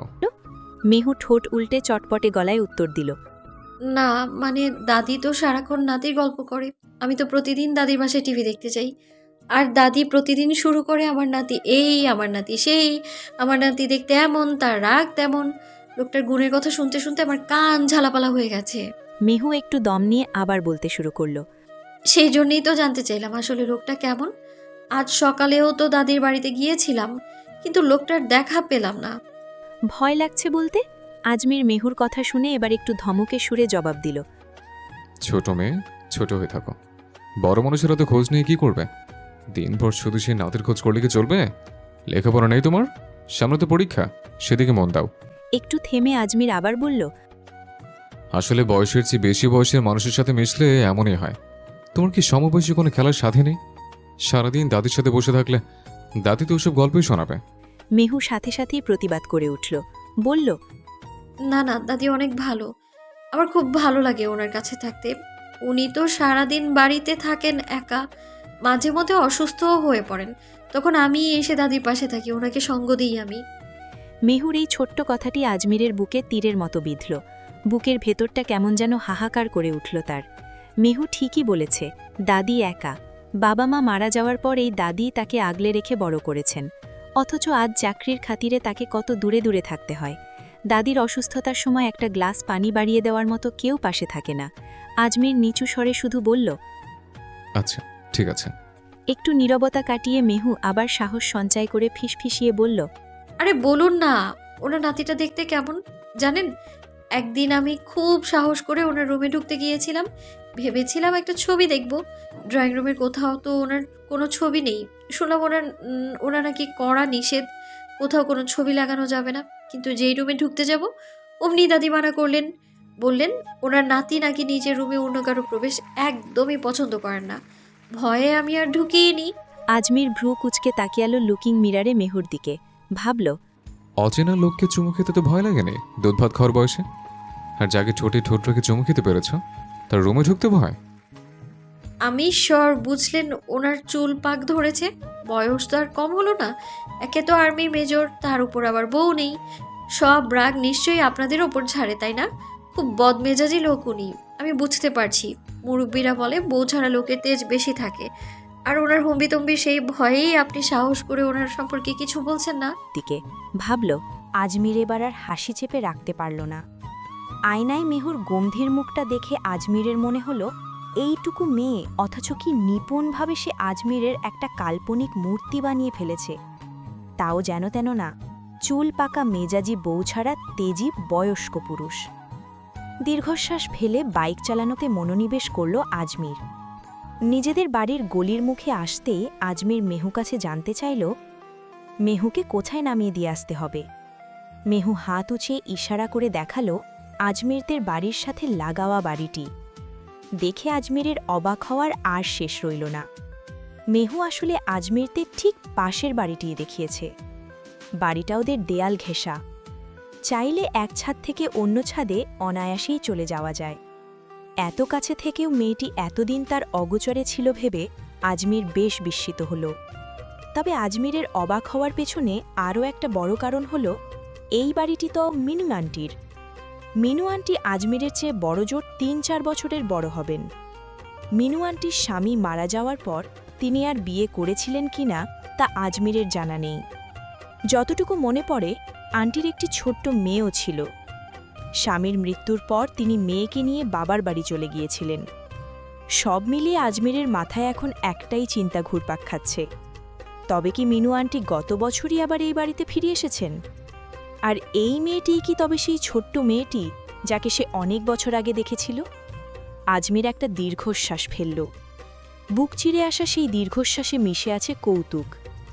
গত 2 বছর ধরে যে কিশোরীর প্রতি আজমির এক গভীর টান অনুভব করে আসছে, আজ জানতে পারল সেই মেয়ের মা তার চেয়ে মাত্র 3-4 বছরের বড়। আজমির আর মিনু আন্টি প্রায় সমবয়সীই বলা চলে, অথচ মেহুর প্রতি আজমিরের এই অকাল এবং অসময়ের অনুভূতিগুলো আজমির কোনোভাবেই দমন করতে পারছে না। 2 বছর আগের সেই নিষিদ্ধ মুহূর্তের স্মৃতি আজও আজমিরের মনের মণিকোঠায় জ্বলজ্বল করে। চাইলেই কি আর সব মুছে ফেলা যায়? সেই বিশেষ অনুভূতিটুকু সে হাজারো চেষ্টা করেও মন থেকে ঝেড়ে ফেলতে পারেনি আজমির। বরং যতই ভুলে যেতে চেয়েছে, স্মৃতিগুলো ততই আষ্টেপৃষ্টে জড়িয়ে ধরেছে আজমিরকে। আজমিরের কপালে চিন্তার ভাঁজ আরও গভীর হল। মেহু তো এখন আগামী 2 মাস তার চোখের সামনেই থাকবে। এই যে সারাক্ষণ যাতায়াত, দেখা হওয়া, এটা আজমির কিভাবে উপেক্ষা করবে? গত 2 বছর চোখের আড়ালে থেকেও যখন নিজেকে নিয়ন্ত্রণ করা সম্ভব হয়নি, এখন তো প্রতিদিন এই মায়াবী মুখটা সামনে দেখবে। আজমির নিজেকে সংযত রাখবে কিভাবে? আজমির জানে এই অনুভূতিগুলো সমাজ বা সম্পর্কের বিচারে নিষিদ্ধ, কিন্তু মনের উপর তো আর মানুষের হাত নেই। বিশেষ করে এই ছোট্ট মেয়েটি যখন সামনে আসে, আজমিরের সব যুক্তি আর সংযম যেন মুহূর্তেই বালির বাঁধের মতো ভেঙে পড়ে। মেহুকে বাইক থেকে নামিয়ে দিয়ে আজমির যাওয়ার জন্য প্রস্তুত হল। বলল, আচ্ছা ঠিক আছে, তুমি ভেতরে যাও। কিন্তু আজমির চলে যাওয়ার আগেই মেহু পেছন থেকে ডেকে উঠল। আচ্ছা শুনুন, আমি বিকেলে টিভি দেখতে আসবো, আপনি কি বাসায় থাকবেন? আজমির কিছুটা অবাক হয়ে চাইল, সে বাসায় থাকা না থাকার সাথে টিভি দেখার কি সম্পর্ক? মেহু ঝটপট তার ব্যাখ্যা দিয়ে দিল। না মানে আপনি থাকবেন ঠিক আছে, আমি তো দাদির বাসায় টিভি দেখতেই আসবো, কিন্তু আপনার সাথে তো আমার পরিচয় হয়েছে। আপনার দাদির ওই বদমেজাজি নাতির সাথে তো আর কথা হয়নি। লোকটা সম্পর্কে যা শুনেছি খুব বাজে। আমাকে দেখলে যদি বকাঝকা করে কিংবা রাগ দেখায়, তখন আপনি আমাকে প্রোটেক্ট করবেন তো, ঠিক আছে? আজমির এবার সরাসরি মেহুর চোখের দিকে তাকাল। নির্বিকার ভঙ্গিতে বলল, কেন, আমি কি তোমার বডিগার্ড নাকি? আর যাকে কোনোদিন চোখেও দেখোনি তাকে নিয়ে সুপাল্টাপাল্টা কথা বলছ? তাহলে কি সে তোমাকে আদর করবে নাকি? মেহু একটু গম্ভীর হয়ে বলল, দেখুন, এই কথা কিন্তু শুধু আপনার আর আমার মধ্যেই থাকলো। আপনি কিন্তু আবার তাকে বলে দেবেন না, এটা আমাদের দুজনের সিক্রেট, বুঝলেন? আজমির একটু ঝুঁকে কৌতূহলী গলায় প্রশ্ন করল। এই সিক্রেট রেখে আমার কি লাভ? মেহু মিনিট 2 ভাবল, তারপর বুদ্ধি পেয়ে গেছে এমন ভঙ্গিতে বলল, আমি খুব সুন্দর চা বানাতে পারি, বিকেলে আপনাকে 1 কাপ স্পেশাল চা বানিয়ে খাওয়াবো, ঠিক আছে? কিন্তু আপনি কিন্তু কাউকে কিচ্ছু বলবেন না। মেহু নিজেই নিজের কাছ থেকে প্রমিস নিয়ে নিল। তারপর তার লম্বা বেনি দুটি দুলাতে দুলাতে বাড়ির দিকে দৌড়ে চলে গেল। আজমির তাকিয়ে রইল মেয়েটির দিকে। ওর উপস্থিত বুদ্ধিমত্তা আর নিজের ইচ্ছে মতো সব সিদ্ধান্ত নেওয়ার ঢং দেখে আজমির অবাক বাঁ হয়ে পারল না। মেহুর চলে যাওয়ার পথের দিকে তাকিয়ে থেকে আজমির একটু হালকা মুচকি হাসল। এরপর বাইক স্টার্ট দিয়ে আজমির নিজের বাড়ির সামনে এলো। কলিং বেল চাপতেই টিঙ্কু এসে দরজা খুলে দিল। দরজার নিচের ছিটকিনিটা লাগানো ছিল বলে ছোট্ট টিঙ্কুর দরজা খুলতে খুব একটা বেগ পেতে হয়নি। আজমির ঘরে ঢুকেই ছেলেকে কোলে তুলে নিল, কপালে, গালে আর থুতনিতে চুমু খেয়ে আদর করে বলল, কি করছে আমার বাবা সারাদিন? টিঙ্কু মিষ্টি গলায় উত্তর দিল, তোমাকে মিস করছি। আজমির বলল। তাই নাকি? আমার বাবা দুপুরে খেয়েছে? টিঙ্কু বলল। হ্যাঁ, বড় আম্মু খাই দিয়েছে। তুমি খেয়েছো পাপ্পা? আজমির ছেলের বুকে চুমু দিয়ে বলল, তুমি তো জানোই বাবা বাইরে কিছু খায় না, এখন গোসল সেরে তোমার সাথে খাবো। টিঙ্কু বিজ্ঞের মতো বলল। তাহলে তুমি তাড়াতাড়ি গোসল করে এসো, আমি বড় আম্মুকে বলছি খাবার দিতে। ছেলের কথায় আজমির আরও আবেগপ্রবণ হয়ে পড়ল। টিঙ্কুকে বুকের সাথে লেপটে নিয়ে আরও কয়েকটা চুমু দিয়ে বলল, আগে আমার কলিজের টুকরোটাকে একটু মন ভরে আদর করে নেই, তারপর খাবো। আগে মন ভরবে, তারপর পেট। বাবার আদরে আর দাড়ি গোফের খোঁচায় টিঙ্কু খিলখিল করে হেসে উঠল। ভীষণ সুরসুরি লাগছে ওর। টিঙ্কু ছোট্ট মানুষ হলেও মনে মনে ভাবছে, টিঙ্কু তো এখন বড় হচ্ছে, পুরুষ মানুষ, কিন্তু বাবাকে কিভাবে বোঝাবে যে এই আদরে ওর কি প্রচণ্ড সুরসুরি লাগছে। গোসল সেরে ফ্রেশ হয়ে আজমির যখন ডাইনিং টেবিলে বসল, তখন ঘড়ির কাঁটা 4টে ছুঁই ছুঁই। টেবিলে আজমিরের সাথে বসে আছে দাদি আফরোজা বানু আর টিঙ্কু। টিঙ্কু এখন খাবে না, তবুও বাবার সাথে গল্প করার লোভে বসে আছে। আজমির খাচ্ছে আর দাদির সাথে টুকটাক কথা বলছে। হঠাৎ দাদি পরম মমতায় প্রশ্ন করলেন, একটু পায়েস দিব রে আজমির, খেজুর গুড়ের চমৎকার পায়েস, খাবি? আজমির না করল না। আজমির জানে আজ পায়েসটা এসেছে মেহুর বাড়ি থেকে। পায়েসের নাম শুনতে আজমিরের মনের কোণে মেহুর মুখটা ভেসে উঠল। মেহু একটু খাওয়ার অনুমতি তো দিয়েই ছিল। আফরোজা বানু যখন পায়েসের বাটিটা আজমিরের সামনে ধরলেন, আজমির কৌতূহল নিয়ে জিজ্ঞেস করল, দাদি, পাশের বাড়িতে কি মিনুয়াটিরা ফিরে এসছে? মানে এই পায়েসটা কি ওনাদের এখান থেকে এসছে? আফরোজা বানু বেশ অবাক হলেন। কপালে সামান্য ভাঁজ ফেলে প্রশ্ন করলেন, তুই জানলি কি করে? মেহু কি তোকে বলেছে যে ও মিনুর মেয়ে? আজমির সহজভাবেই উত্তর দিল, না, ওভাবে বলিনি। সকালে যখন পায়েস দিয়ে যাচ্ছিল তখন ওকে দেখেছিলাম। দুপুরে আমি যখন ফিরছিলাম দেখলাম বাসের স্ট্যান্ডেও বাসের জন্য দাঁড়িয়ে আছে। আমি ওকে লিফট দিলাম। নামানোর সময় যখন জিজ্ঞেস করলাম কোথায় নামবে, ও পাশের বাড়িটাই দেখিয়ে দিল। আমি তো অবাক, ভাবলাম ওটা তো মিনু আন্টিদের বাড়ি ছিল। তখনই বুঝলাম ওনারা হয়তো ফিরে এসছেন। আজমির একটু থেমে আবার বলল, মিনু আন্টিরা তো ওনাদের বাড়িতে চলে গিয়েছিলেন, হঠাৎ এত বছর পর কেন ফিরলেন? আফরোজা বানু এবার একটু তীক্ষ্ণ নজরে আজমিরের দিকে তাকালেন। মনে মনে ভাবলেন, আজ সকালেই তো আজমির বিরক্তি নিয়ে বলে গেল রেডিও এফএম, আর মেহুর মতো বেশি কথা বলা মেয়ে নাকি আজমিরে একদম পছন্দ না। অথচ সেই ছেলেই কিনা নিজে থেকে যেচে মেয়েটাকে লিফট দিল। দাদির অবাক চাহনির মাঝেই টিঙ্কু যেন সুযোগ পেয়ে মুখ খুলল। টিঙ্কু ফোড়ন কেটে বলে উঠল, পাপা, তুমি এই মেয়েটাকে বাইকে বসিয়ে নিয়ে এলে। ক্যান্টনমেন্টে তুমি কখনো কোনো মেয়েকে লিফট দাও না। সেদিন তো এক ক্যাপ্টেন আঙ্কেলের বোন তোমার বাইকে উঠতে চাইলো, তুমি তো উঠতে দিলে না। আজমির কিছু বলার আগেই টিঙ্কু আরও এক কাঠি বাড়িয়ে বলল, তুমি সেদিন বলেছিলে আমি আমার বাইকে কোনো মেয়েকে উঠাই না। মেয়েটা মন খারাপ হয়ে গেছিল, আমার দেখে খুব হাসি পাচ্ছিল। আর আজকে তুমি নিজে ওই মেয়েকে লিফট দিলে। আজমির ভ্রু কুচকে ছেলের দিকে তাকালো। এই পিচ্চি ছেলেটা যে দুনিয়ার সব খবর রাখে তা আজমিরের অজানা নয়। কার দিকে কে তাকাচ্ছে বা আজমির কাকে এড়িয়ে চলছে, এসব ব্যাপারে আজমিরের চেয়েও টিঙ্কুর নজর যেন বেশি তীক্ষ্ণ। কিন্তু দাদির সামনে বসে টিঙ্কু এভাবে বোমা ফাটাবে সেটা আজমির ভাবেনি। আজমির মনে মনে বলল, এখন দাদির প্রশ্নের উত্তর দেওয়ার পালা। আফরোজা বানু এবার একটু কৌতুক ভরা চোখে আজমিরের দিকে তাকালেন। মুচকি হেসে বললেন, ওরে বাবা, তার মানে ওই মেহুই তোকে সারা রাস্তা জ্বালিয়েছে? সকালে তো বললি মেয়েটা নাকি রেডিও এফএম সারাক্ষণ চটর পটর করে। নিশ্চয়ই তোকে খুব বিরক্ত করেছে, তাই না? টিঙ্কু খুব মনোযোগ দিয়ে দাদির কথাগুলো শুনছিল। মেহু নামটা সেই প্রথম শুনল। সকালে কে এসেছিল বা কি হয়েছিল তার কিছুই সে জানে না। আজমির নির্বিকার মুখে পায়েস খেতে খেতে জবাব দিল, মেয়েটা বড্ড ছোট দাদি, দেখলাম কড়া রোদের মধ্যে একা দাঁড়িয়ে আছে। আমি মানুষ হিসেবে সেফটির কথা ভেবেই ওকে লিফট দিলাম। আর তাছাড়া সকালে আমাদের বাড়িতে পায়েস দিয়ে গেল, সেই খাতিরে একটু হেল্প করলাম আর কি।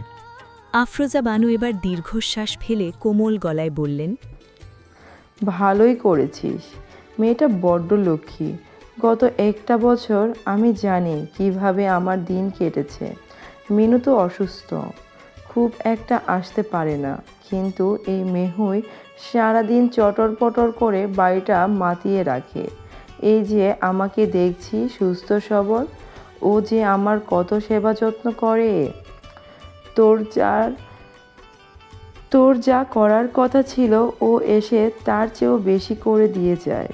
কথাটা বলেই দাদি আসল সুযোগটা নিলেন। গলায় একটু আবদার মিশিয়ে বললেন, নিজের সংসারী হবি না সেটা তোর ব্যাপার, কিন্তু আমার সেবা করার জন্য হলেও তো একটা বিয়ে করে বউ ঘরে আনতে পারতিস।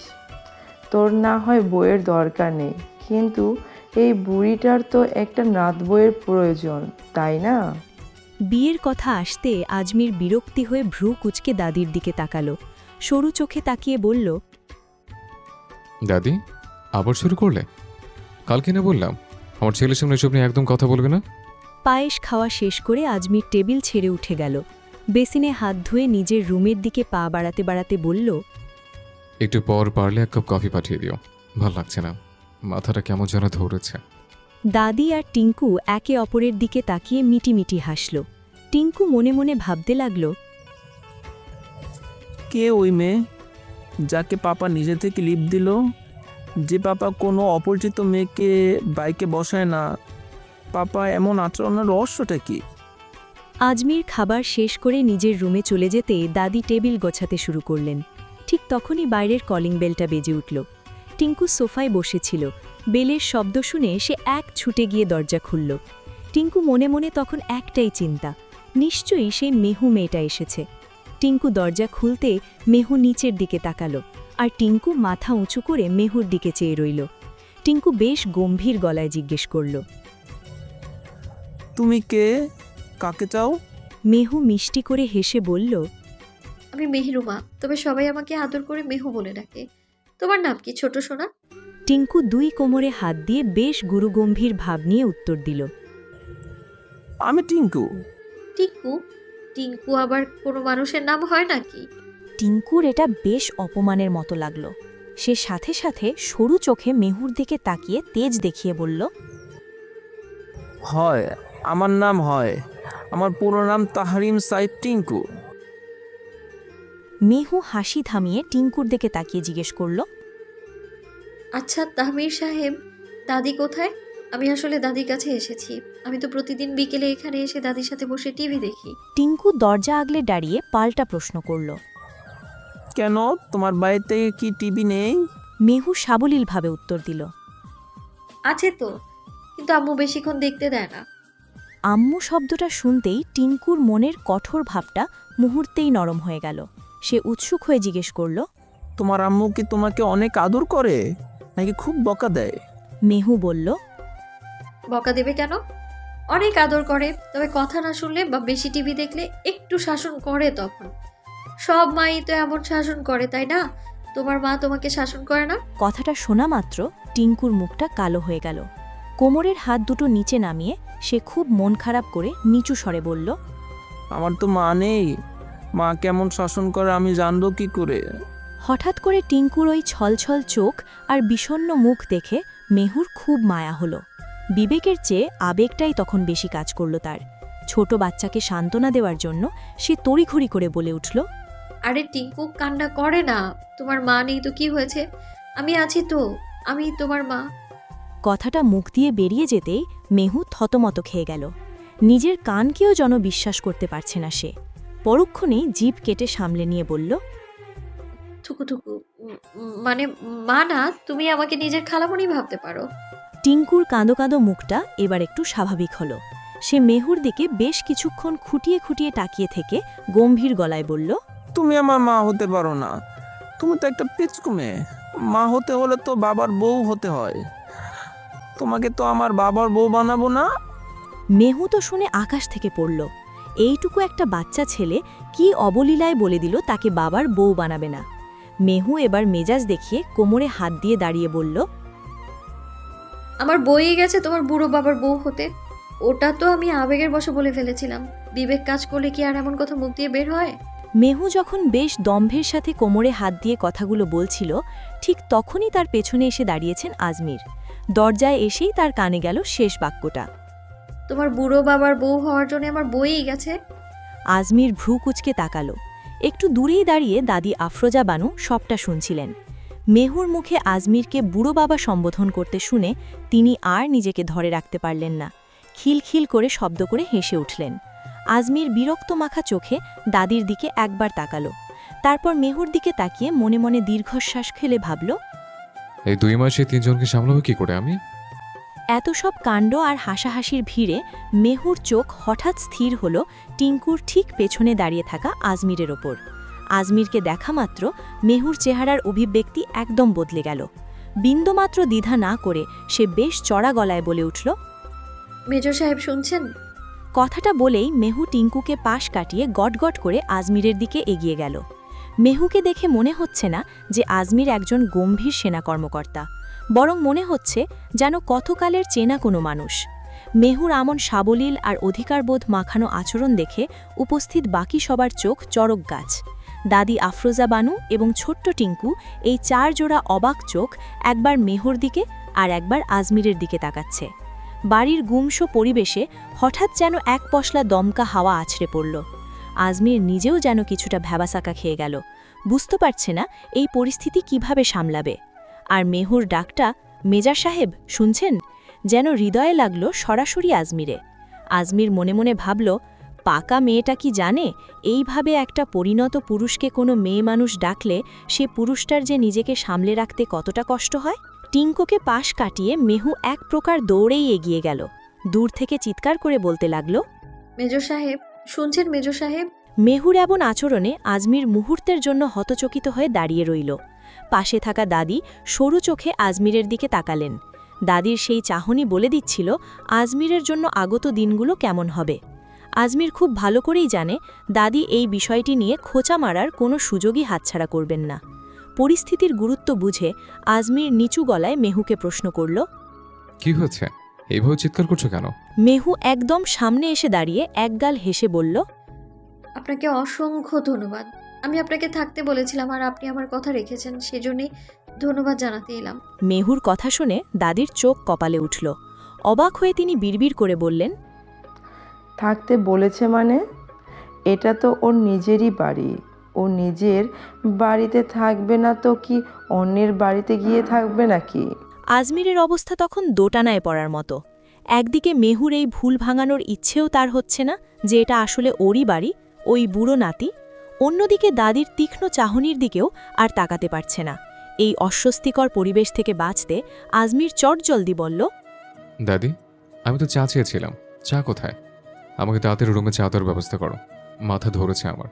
বলেই আজমির আর এক মুহূর্ত অপেক্ষা না করে নিজের রুমের দিকে পা বাড়াল। মূলত পরিস্থিতি থেকে পালিয়ে বাঁচাই ছিল আজমিরে আসল উদ্দেশ্য। এদিকে টিঙ্কু দরজার কাছে দাঁড়িয়ে কোমরে 2 হাত দিয়ে মেহুর দিকে তাকাচ্ছিল। মেহু দাদির দিকে তাকিয়ে স্বাভাবিক স্বরেই বলল, দাদি তুমি যাও, আমিও চা করে দিচ্ছি। আমি ওনাকে কথা দিয়েছিলাম যে আজ আমার হাতে স্পেশাল চা খাওয়াবো। দাদির অনুমতির তোয়াক্কা না করেই মেহু রান্নাঘরের দিকে চলে গেল। মেহুর এটা পুরনো অভ্যাস। এই বাড়িতে সে প্রায়ই আসে এবং নিজের ইচ্ছে মতো চা নাস্তা তৈরি করে, তাই নতুন করে কারো অনুমতির প্রয়োজন সে বোধ করল না। তবে টিঙ্কু কিন্তু শান্ত হল না। সে মেহুর যাওয়ার পথের দিকে তাকিয়ে নিজের চোখ জোড়া আরও সরু করল। তার মনে বারবার একটা প্রশ্নই ঘুরপাক খাচ্ছিল, এই মেয়েটা আসলে কি করতে চাইছে? ওর বাবার দিকে চোখ দিচ্ছে না তো? রান্নাঘরে মেহু তখন মহাব্যস্ত, যেন কোনো এক ধ্যানে মগ্ন হয়ে মনের মাধুরী মিশিয়ে সে আজমিরের জন্য স্পেশাল চা বানাচ্ছে। ড্রয়িং রুমে বসে দাদি টেলিভিশনটা চালু করতেই টিঙ্কু এসে পাশে বসল। কিন্তু টিঙ্কুর মনোযোগ টিভিতে নেই, তার তীক্ষ্ণ নজর নিবদ্ধ রান্নাঘরের দরজার দিকে। মেহু চা নিয়ে বের হওয়া মাত্রই সে তাকে আটকাতে চায়। মেহু যখন ট্রে হাতে বের হলো, টিঙ্কুও স্প্রিংয়ের মতো সোজা হয়ে দাঁড়িয়ে পড়ল। দাদি অবাক হয়ে জিজ্ঞেস করলেন, কি রে বাবাই, কোথায় যাচ্ছিস? টিঙ্কু শুকনো ঢোক গিলে বড় আম্মুর দিকে তাকিয়ে আমতা আমতা করে বলল, একটু ওয়াশরুমে যাও বড় আম্মু। কিন্তু তার পা চলল আজমিরের রুমের দিকে। মনে মনে সে প্রতিজ্ঞা করেছে এই মেয়ের সাথে তার পাপাকে কিছুতেই একা ছাড়া যাবে না। এদিকে আজমির তার ঘরে অস্থির হয়ে পায়চারি করছিল। আজমির জানে মেহুই চা নিয়ে আসবে। যুক্তিবাদী মন বলছে মেহুর কাছ থেকে দূরত্ব বজায় রাখা উচিত, কিন্তু অবাধ্য হৃদয় যেন কোনো বাধা মানতেই চাইছে না। একদিক দিয়ে আজমির চাচ্ছে মেহু রুমে না আসুক, আবার অন্য এক তৃষ্ণার্ত মন চাচ্ছে এই পড়ন্ত বিকেলে মেহুর হাতের চা আর ছোট্ট মেহুর সঙ্গটুকু উপভোগ করতে। আজমির নিজের আবেগের ওপর নিয়ন্ত্রণ হারিয়ে ফেলছে। আজমির চোখ দুটো শক্ত করে বন্ধ করল, কিন্তু চোখ বন্ধ করতেই 2 বছর আগের সেই স্মৃতিটা জীবন্ত হয়ে ভেসে উঠল। মনে পড়ে গেল আইসক্রিম খাওয়ার পর ঠান্ডায় কাঁপতে থাকা মেহুর সেই শীতল ঠোঁট দুটো যখন তার তক্ত রক্তাক্ত ঠোঁটকে গভীরভাবে আঁকড়ে ধরেছিল। কল্পনার তীব্রতায় আজমির শিউরে উঠে দ্রুত চোখ মেলে তাকালো। সামনে তাকাতেই দেখল মেহু 2 কাপ চা নিয়ে ট্রে হাতে দাঁড়িয়ে আছে। মেহুর উদ্দেশ্য স্পষ্ট, আজমিরের সাথে বসে সে চা খাবে। আজমির একটা দীর্ঘশ্বাস ফেলল।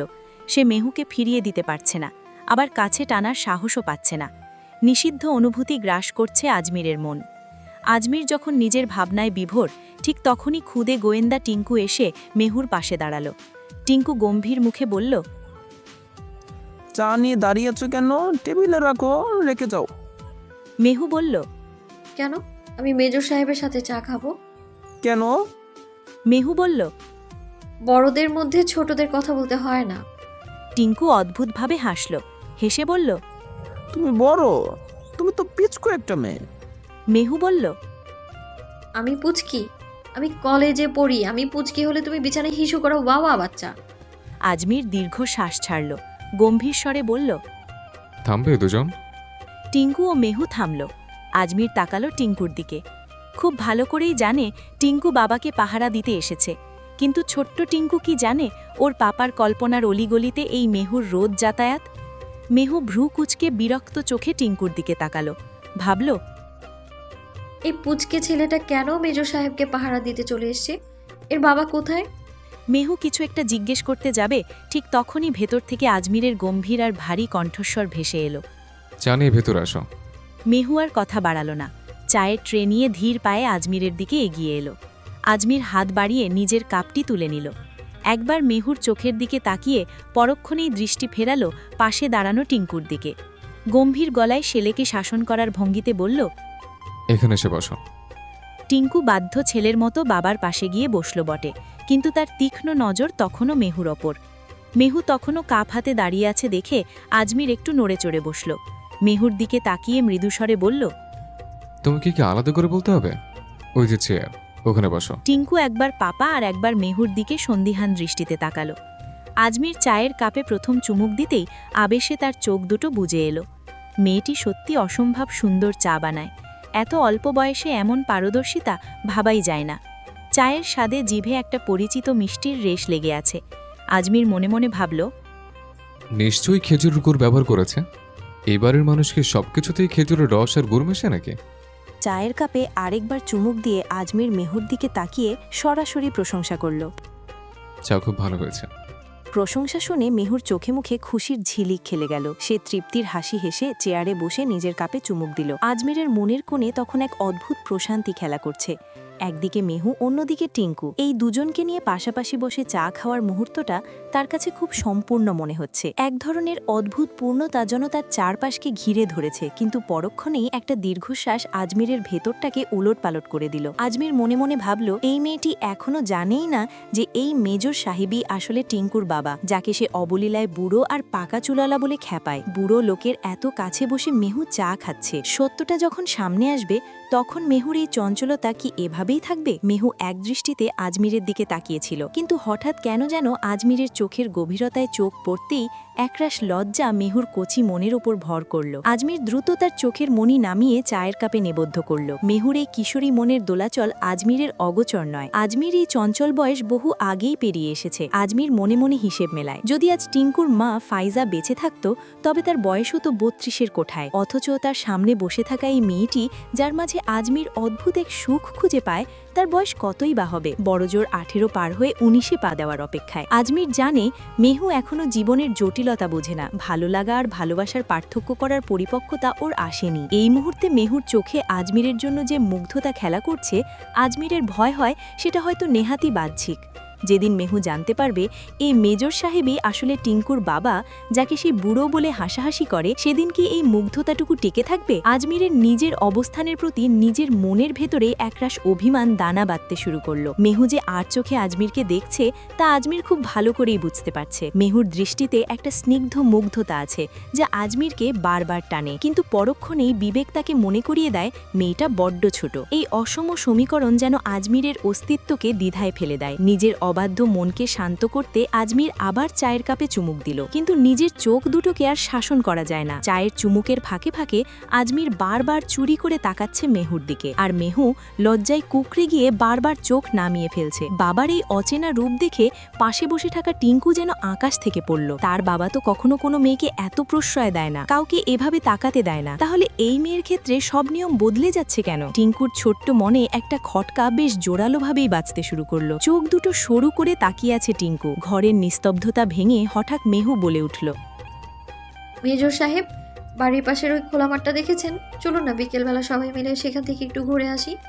টিঙ্কু, তুমিও চলো আমাদের সাথে। ওখানে গেলে অনেক ছেলে মেয়ে খেলাধুলা করে, তোমারও ভালো লাগবে সবার সাথে।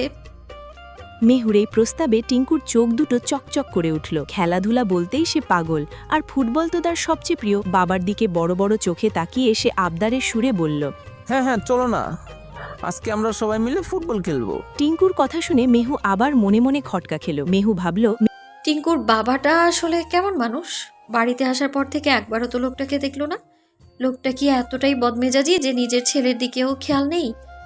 1 বছর পর কুমিল্লা থেকে ফিরলো, অথচ পরিবারের সাথে সময় না কাটিয়ে নিশ্চয়ই বাইরে বন্ধুদের সাথে আড্ডা দিচ্ছে সে। মেহু মনে মনে টিঙ্কুর বাবাকে বজ্জাত উপাধি দিয়ে একগাদা গালি দিয়ে ফেলল। মেহুর ভাবনায় এই লোকটা শুধু একটা বদমেজাজই নয়, চরম দায়িত্বজ্ঞানহীন। তবে মেজর সাহেব ভালো। এদিকে দরজার আড়ালে দাঁড়িয়ে দাদি আফরোজা বানু অবাক বিস্ময়ে এই দৃশ্যটি উপভোগ করছিলেন। আজমির, মেহু আর টিঙ্কু এই তিনজনকে একসাথে দেখে তার চোখ জুড়িয়ে গেল। হঠাৎ তার মনের গহীনে এক অদ্ভুত সুপ্ত ইচ্ছা মাথাচাড়া দিয়ে উঠল। তিনি জানেন যা তিনি ভাবছেন তা হয়তো সামাজিক নিয়মে একটু বাড়াবাড়ি, কিন্তু মাঝে মধ্যে মানুষের খুব স্বার্থপর হতে ইচ্ছে করে। দাদি মনে মনে ভাবলেন, যদি একটু স্বার্থপর হয়ে কারো অন্ধকার জীবনে এক চিলটে আলো ফুটিয়ে তোলা যায়, তবে সেই স্বার্থপরতায় দোষ কোথায়? নাতির একাকিত্ব আর মেহুর এই প্রাণোচ্ছলতা যেন দাদিকে এক নতুন স্বপ্নের জাল বুনতে বাধ্য করল। একরাশ জল্পনা কল্পনা আর সুপ্ত মনোবাসনা নিয়ে দাদি সেখান থেকে নীরবে সরে এলেন।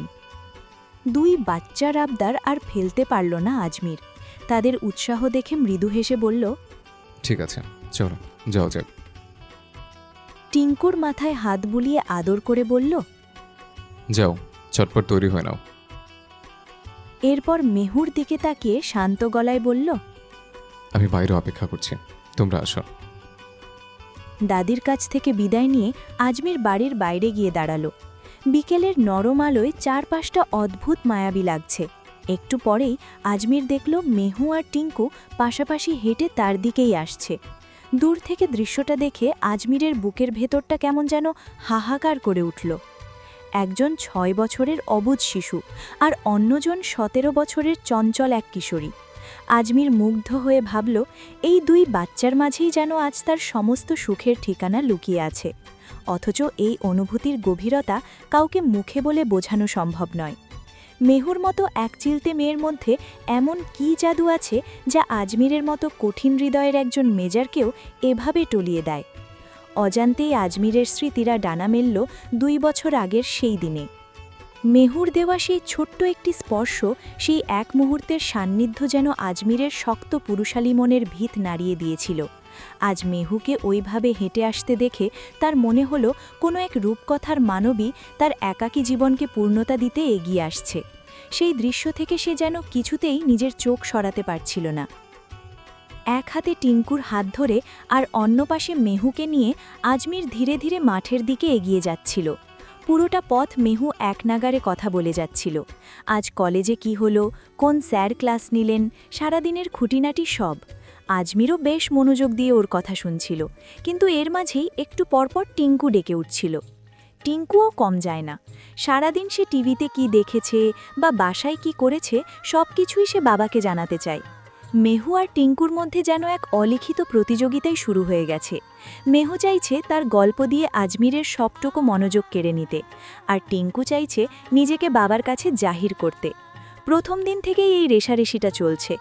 আজমির দুজনের মাঝে পড়ে বেশ হিমশিম খাচ্ছে। সে সমানতালে দুজনকে সায় দিয়ে যাচ্ছে। কখনো মেহুর কথার উত্তর দিচ্ছে, তো কখনো টিঙ্কুর আবদার শুনছে। মনে মনে সে ভাবছে, আজ মাত্র প্রথম দিনেই যদি এই অবস্থা হয়, তবে আগামী 2 মাস কিভাবে কাটবে। আজমির মেহুকে কিছু বলতে পারছে না। একদিকে মেহু ছোট্ট একটা কিশোরী, অন্যদিকে গত 2 বছর ধরে মেহুর প্রতি আজমিরের মনে এক অদ্ভুত মায়া ও অনুভূতির জন্ম হয়েছে, যা আজমির কোনোভাবেই অস্বীকার করতে পারে না। আবার অন্যদিকে টিঙ্কু তার নিজের সন্তান, রক্তের টান। এই টানাপোড়নে আজমির যেন এক মধুর সংকটে পড়েছে। আজমিরের পরনে ছিল কালো রঙের একটি টি-শার্ট এবং হাঁটু পর্যন্ত লম্বা কালো হাফ প্যান্ট। টিঙ্কুর সাথে আজ খেলাধুলা করবে, তাই বাবা ছেলে মিলে আগে থেকেই পরিকল্পনা করে ম্যাচিং পোশাক পরেছে। সাধারণত খেলার সময় তারা স্যান্ডো গেঞ্জি আর হাফ প্যান্ট পরে, তবে আজ আজমির ওপর দিয়ে একটি টি-শার্ট পরে এসেছিল। বাড়ি থেকে বেশ খানিকটা পথ হেঁটে আজমিররা যখন মাঠের কাছাকাছি পৌঁছালো, তখন বাবা ছেলে দুজনেই নিজেদের টি-শার্ট খুলে ফেলল। দুজনের পরনেই এখন কালো স্যান্ডো গেঞ্জি আর কালো হাফ প্যান্ট। আজমির যখন নিজের টি-শার্টটি খুলছিল, মেহু তখন এক দৃষ্টিতে সেদিকে তাকিয়ে রইল। মেহু যেন নিজের চোখকে বিশ্বাস করতে পারছে না, একজন মানুষের টি-শার্ট খোলার দৃশ্য যে এতটা মনোমুগ্ধকর আর আকর্ষণীয় হতে পারে তা মেহুর ধারণার বাইরে ছিল। অবাক নয়নে তাকিয়ে থাকতে থাকতে মেহু বারবার শুকনো ঢোক গিলছিল। মেজর আজমিরের সুঠাম আর ব্যক্তিত্ব সম্পন্ন রূপটি এভাবে দেখে কিশোরী মেহুর হৃৎস্পন্দন যেন এক মুহূর্তের জন্য থমকে গেল। এক অজানা শিহরণে কেঁপে উঠল তার মন। টি শার্ট খোলার সময় আজমিরের নজর পড়ল মেহুর দিকে। কিশোরী মেয়েটি যেভাবে পলকহীন দৃষ্টিতে তার দিকে তাকিয়ে আছে তা দেখে আজমির বুঝতে পারল মেহু তার সুঠাম দেহের সৌন্দর্যে কতটা মোহিত হয়ে পড়েছে। পরিস্থিতি হালকা করতে আজমির নিজের আর টিঙ্কুর টি শার্ট দুটি মেহুর দিকে ছুঁড়ে মারল। রসিকতা করে বলল, ক্যাচ ইট, মুখটা বন্ধ করো, মশা ঢুকবে, আমরা খেলতে যাচ্ছি। বলেই আজমির টিঙ্কুকে নিয়ে মাঠে থাকা একদল শিশুর সাথে ফুটবল খেলায় মেতে উঠল। পড়ন্ত বিকেলের ম্লান আলোয় আজমিরের জিম করা টানটান শরীরটা যেন আরও উজ্জ্বল হয়ে ধরা দিচ্ছিল। সেনাবাহিনীর কঠোর পরিশ্রমে গড়া তার প্রতিটি পেশুর ভাঁজ বিকেলের সোনালি রোদে চিকচিক করছিল। কালো স্যান্ডো গেঞ্জি আর হাফ প্যান্টে আজমিরকে এতটাই আকর্ষণীয় লাগছিল যে মেহু হাতের টি শার্ট দুটো আঁকড়ে ধরে মন্ত্রমুগ্ধের মতো তাকিয়ে রইল। মেহু বারবার শুকনো ঢোক গিলছে আর মনে মনে নিজেকে শাসন করে বলছে, কন্ট্রোল মেহু, কন্ট্রোল। এভাবে মেজর সাহেবের দিকে তাকিয়ে থাকলে তো ধরা পড়ে যাবে, উনি কি ভাববেন। কিন্তু চাইলেও মেহু চোখ সরিয়ে নিতে পারছিল না। এদিকে মাঠের ধকল আর খেলার উত্তেজনার মাঝেও মেহুর সেই অপলক চাহনি আজমিরের নজর এড়াল না। আজমির আর চোখে দেখছিল মেহুর সেই মুগ্ধতা, যা মাঠের খেলার চেয়েও যেন বেশি জমজমাট হয়ে উঠেছে। খেলার মাঝপথেই হঠাৎ আর চোখে তাকিয়ে আজমিরের নজর আটকে গেল এক মেহুর দিকে। দেখল একটি ছেলে মেহুর আশেপাশে ঘুরঘুর করছে আর তাকে ইশারা করে সঙ্গীদের কিছু একটা বলছে। মুহূর্তেই আজমিরের পায়ের গতি স্লথ হয়ে এলো, শক্ত হয়ে উঠল চোয়াল। মেহুর দিকে এভাবে কারো লোলুপ দৃষ্টিতে তাকিয়ে থাকাটা যেন তীরের মতো গিয়ে বিঁধল আজমিরের বুকে। এক অজানা অস্থিরতা ঘিরে ধরল আজমিরকে। আজমির আর দেরি করল না। খেলা থামিয়ে টিঙ্কুকে লক্ষ্য করে বলল, চলো টিঙ্কু, আজ আর নয়, অনেক হয়েছে। ওদিকে মেহু তখনও অপলক দৃষ্টিতে তাকিয়ে আছে কেবল আজমিরের দিকে। আশেপাশে কে তাকে নিয়ে কি বলছে বা কি ঘটছে সেদিকে তার বিন্দুমাত্র খেয়াল নেই। তার পুরো জগৎটাই যেন তখন আজমিরকে কেন্দ্র করে থমকে আছে। মেহুর দু চোখে তখন মুগ্ধতার ঘোর। মেহুর মনে নায়নায় বারবার ভেসে উঠছে আজমিরের সেই সুগঠিত দেহের অবয়ব, খেলার ছলে টি শার্ট খোলার সেই মুহূর্তটি, ফুটবল মাঠে আজমিরের ক্ষিপ্র গতিতে ছুটে চলা আর প্রাণ খোলা উচ্ছ্বসিত হাসি যেন মেঘলার হৃদয়ে গেঁথে গেছে। কোনোভাবেই মেহু সেই দৃশ্যগুলো মাথা থেকে সরাতে পারছে না। চারপাশের সব কিছু ছাপিয়ে মেহু অপলক দৃষ্টি কেবল আজমিরের ওপরেই নিবদ্ধ হয়ে আছে। যেন এই মুহূর্তে পুরো পৃথিবীতে আজমির ছাড়া আর দ্বিতীয় কোনো অস্তিত্ব নেই। মেহু নিজের মনে এই অদ্ভুত পরিবর্তন কিছুতেই মেলাতে পারছে না। হঠাৎ করে এই তীব্র অনুভূতিগুলো কোত্থেকে জন্ম নিল? কলেজে পথে কত সুন্দর, কত হ্যান্ডসাম যুবক ওর চোখে পড়ে, কিন্তু কাউকে দেখে তো কখনো এমন হয়নি। তবে মেজর আজমিরের মাঝে এমন কি বিশেষত্ব আছে যা মেহুকে এতটা বিমোহিত করছে? এই মুগ্ধতা, এই ভালো লাগা সবই যেন মেহুর কাছে এক অদ্ভুত রহস্য মনে হচ্ছে। ওর ভাবনার মাঝেই আজমির টিঙ্কুর হাত ধরে দ্রুত পায়ে মেহুর দিকে এগিয়ে আসতে লাগল। আজমিরের চোয়াল এখনও শক্ত, দৃষ্টি তীক্ষ্ণ আর কঠোর। এদিকে ওই বখাটে ছেলেগুলো তখনও মেহুকে লক্ষ্য করে হাসাহাসি করছে আর আজেবাজে মন্তব্য ছুটছে। তারা জানে না মেহুর সাথে আজ আজমির আছে, কারণ এই এলাকায় মেহুকে তারা সবসময় একাই দেখে এসেছে। ছেলেগুলো কল্পনাও করতে পারছে না যে আজমিরের এই শান্ত চেহারার আড়ালে কেমন প্রলয় লুকিয়ে আছে। মেহুর ভাবনার জগৎ ওলটপালট করে দিয়ে আজমির কাছে এসেই সরাসরি ছেলেগুলোর কলার চেপে ধরল। মেহু কিছু বুঝে ওঠার আগেই দেখল শান্ত স্বভাবের মেজর সাহেব প্রচণ্ড ক্ষিপ্ত হয়ে আক্রমণ করে বসেছেন। ৩-৪ ছেলের সেই জটলাটিকে আজমির একাই যেন লণ্ডভণ্ড করে দিলেন। এক একজনকে ধরে মেজর আজমির রীতিমতো উত্তম মাধ্যম দিতে শুরু করলেন। একটি ছেলের বুকের ওপর চেপে বসে আজমির তার গলা উঁচু করে গর্জে উঠলেন,